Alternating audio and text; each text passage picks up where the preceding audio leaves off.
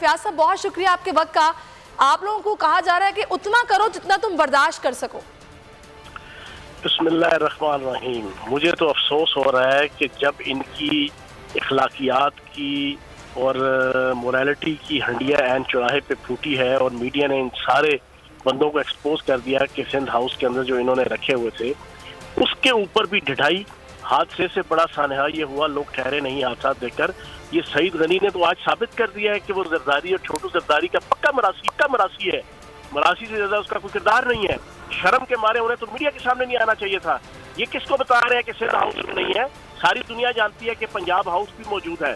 सारी दुनिया जानती है कि जो पंजाब के MNA MPs हैं वो आसानी के साथ आईनी कानूनी तौर पे पंजाब हाउस के अंदर जो है अकोमोडेशन ले सकते हैं।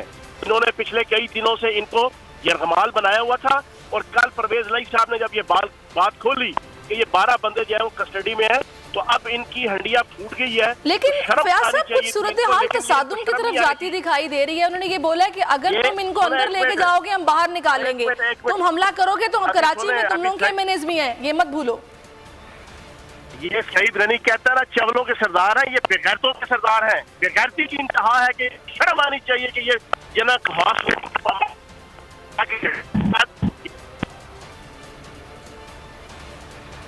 जी फयाज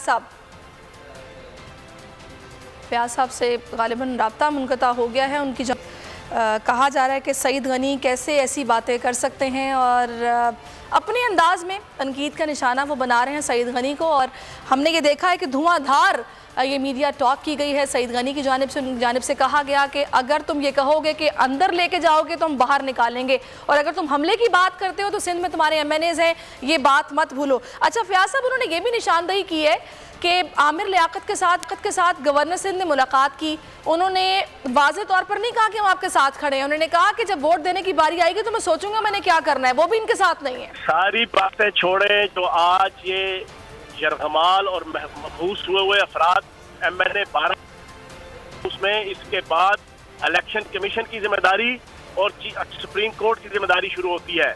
मैं उस इलेक्शन कमीशन को कि जो सदारती आर्डिनेंस के बावजूद कि जिसपे क्लियर कट वजीर आजम को जो है वो जलसों में जाने की इजाजत दी गई है, उसके बावजूद जो नोटिस भेज रहे हैं, अब इलेक्शन कमीशन की जिम्मेदारी वो इनको पकड़े, इनसे पूछें कि इनको इतने दिनों से क्यों जनाब यरगमाल बनाया हुआ था, ये सेफ कस्टडी में क्यों रखा गया था।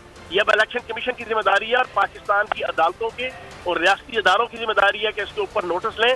आसिफ जरदारी और ये मौलाना फजल रहमान और ये शहबाज शरीफ, मकसूद चपरासी वाली सरकार और ये बाहर बैठा सुल्तान मफरूरुद्दीन और नवाज शरीफ, इन्होंने पाकिस्तान की सियासत को और जमहूरियत को एक दफा फिर दोबारा जाना वो दागदार करने की कोशिश की है। जो मीडिया ने जना ऐन चुराहे में लेकिन फयाज साहब वो कहते हैं ना कि जब अपना ही सिक्का खोटा निकले तो बंदा फिर क्या कहे। आपने राजा रियाज साहब की बात तो सुनी है ना, वो कह रहे हैं कि हमें इमरान खान से बहुत इख्तलाफ है, हमने जो फैसला किया अपने ज़मीर का फैसला किया।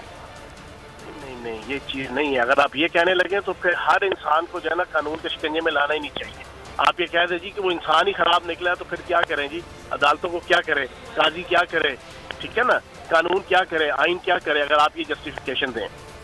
जब आप किसी को देखते हैं आइन के आर्टिकल 63 और 63A के तहत कोई भी अपनी पार्लिमानी फैसलों के खिलाफ नहीं जा सकता, स्पेशली वजीर आजम और स्पीकर के और फिनांस बिल की जनाब वो मंजूरी के वक्त। तो जनाब जब ये चीज़ पकड़ी जा रही है कि इनको आप बांध के अपने पास रख रहे हैं और पुरानी छांगा मांगा की सियासत, धूरबंद की सियासत और प्लाटों की और परमिटों की और लफाफों की सियासत, हाउस ट्रेडिंग की सियासत के जो नून लीग ने अपनी इब्तदा की थी और फिर आप आज जो है वो आसिफ जरदारी ने इसको इंतहा की तरफ ले जाने की कोशिश की। इस पे अदालतों का और रियासती इदारों का फर्ज बनता है कि इस पे तादीबी कार्रवाई करें। अच्छा, अब कमोबेशी वही बात कर रहे हैं जो आपको पता है परवेज लाई साहब ने अपने इंटरव्यू में कही, जो नैपीज वाली बात उन्होंने की, उस पर सईद गनी साहब ने भी बोला है कि अब भी नहीं आया है, किस तरह अपने लोगों को साथ लेकर चला जाता है या उनसे राब्ता रखा जाता है। पिछले 3.5 साल इनको कोई खबर नहीं थी। इसका मतलब है कि आप कानून तोड़ना शुरू हो जाएं, इसका मतलब है कि आप आइन की धज्जियां उड़ाना शुरू हो जाएं।